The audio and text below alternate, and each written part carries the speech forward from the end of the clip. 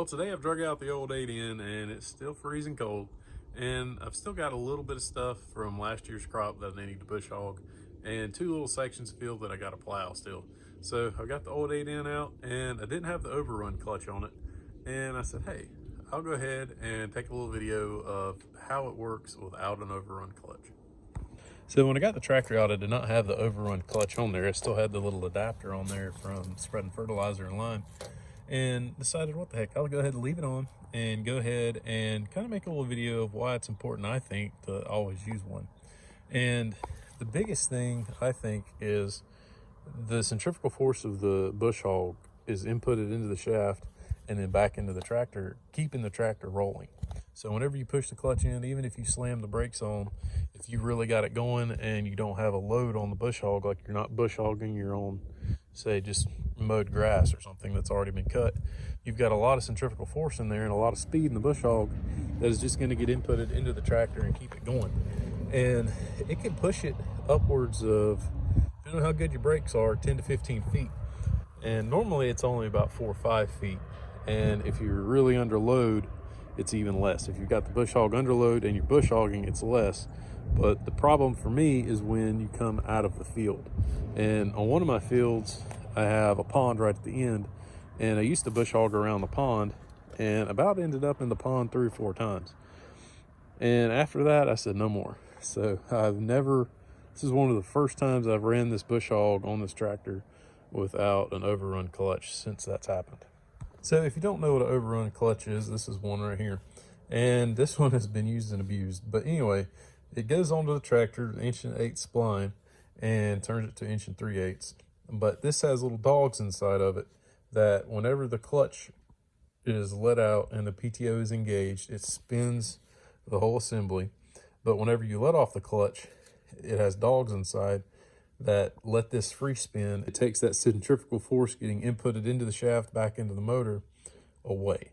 So this thing free spins whenever you push the clutch in, letting the bush hog freely spin, and all that centrifugal force is not applied back into the tractor.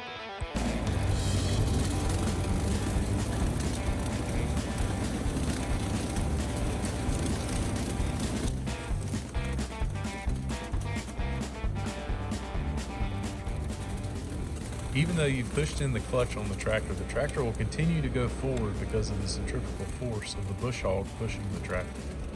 And even though you've depressed the clutch on the tractor, it is still hard to get the tractor out of gear because of the pressure being applied from the bush hog.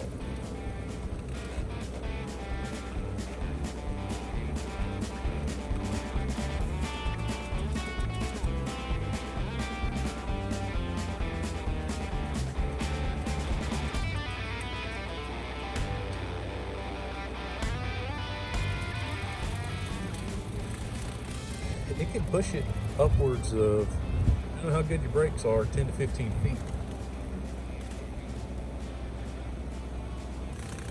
This can get pretty hairy when you get around ponds or anything really that you could hit. If you take it a little too close, you could end up in the pond, or like I was one time, stuck against the pole. So whenever this thing is going real fast, all that centrifugal force is getting applied to the tractor and it just wants to keep going. And the only thing you can do is flip that up to disengage the PTO shaft. And a lot of times when you get in a bind and you're about to go in a pond, or about to hit something, you don't think about that. You don't have the time to go ahead and flip that lever up to disengage the PTO. I've got a light pole on one part of the property, and I got the front tire against the light pole and got stuck there. The PTO was spinning and didn't have the Overrun clutch on, obviously, and it got the tire into the light pole, bogged the tractor down, and it was stuck right there. Couldn't get it out of gear, nothing.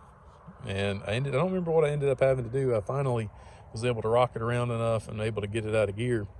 But it can really get you in a bind, and it can be a little dangerous if you're really not watching what you're doing. You've got to be on your toes and ready for anything whenever you don't have that Overrun clutch on. So the biggest thing I would say is, if you're new to running tractors and just starting out like I was back when, definitely put an Overrun clutch on, because it can definitely get you out of a bind and keep things from happening that wouldn't normally happen. So I'm sure you're probably wondering if you notice these chains here. And this is how I keep the bush hog from slowly drifting down as I'm bush hogging. I've repacked, put new rings and even the new style piston, and honed the cylinder on the lift on this thing 2 or 3 times now. I know at least twice, and it still leaks down a little bit. And it's really aggravating because if you're getting in a long stretch of field, it'll leak down, and then the bush hog will start dragging and it'll bog the tractor down, and it's hard on the tractor. So what I started doing was putting a chain on from the top up here down around the pin on the bush hog, and just kind of, I would lift it up, get him kind of set, drop it down, and I try to get it to where the bush hog sets nice and level whenever it's all the way down. That way you don't ever have to worry about it dropping down. You can always lift it back up, and it just makes things a lot easier for me with this old tractor. And I'm sure with a lot of time I can figure out where it's actually leaking from, but for now, until I tear this thing back apart to fix something else, that's what I'm gonna do.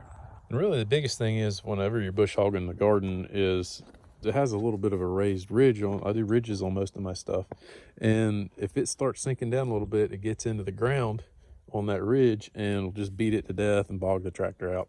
So I just got sick and tired of it and just started running these chains on here, and it does really good. And I've got these clips. They're probably a little bit weaker than what you should need, but I like this style a little bit better. It's a little bit stronger in my opinion, but they seem to work. I've used these, I don't remember if I made these last year or this year. I think the spring's when I made them, when I first started bush hogging, and they've lasted for a year, so I'm sure those clips will give out eventually, but for now they're holding in there pretty good. So I'm just putting her back in the shed, and figured I'd say one of the best things I've done for this tractor is get one of these little trickle chargers and keep on here. And these things have saved me a lot of money in batteries, because with all the crap I have, batteries and tires take up a huge amount of my time. So keeping a little trickle charger on here in the wintertime, man, and I think it was like $9 from Harbor Freight, $10 or something like that. It works pretty good. The biggest thing is, it really, in the wintertime, when this thing gets down, if this battery's down, this thing does not want to crank. And that just seems to be, especially like the old 6 volts, they definitely, if they don't spin good, they don't want to crank. And that's just been one of the best things I've done for this thing. Well, I got her put back away for the winter, and that's going to be it for me. So I hope you found something helpful in this, and if you're starting out, be careful and you just take your time, and I would definitely use an Overrun clutch. But I hope you liked the little video. It's going to be a short one, but something I think that, you know, it's good to know whenever you're first starting out. And I think that if I would have had Overrun clutch, it would have definitely could have saved me some pretty close calls when I first started out. So I hope you liked the video. Please subscribe. We'll see you later.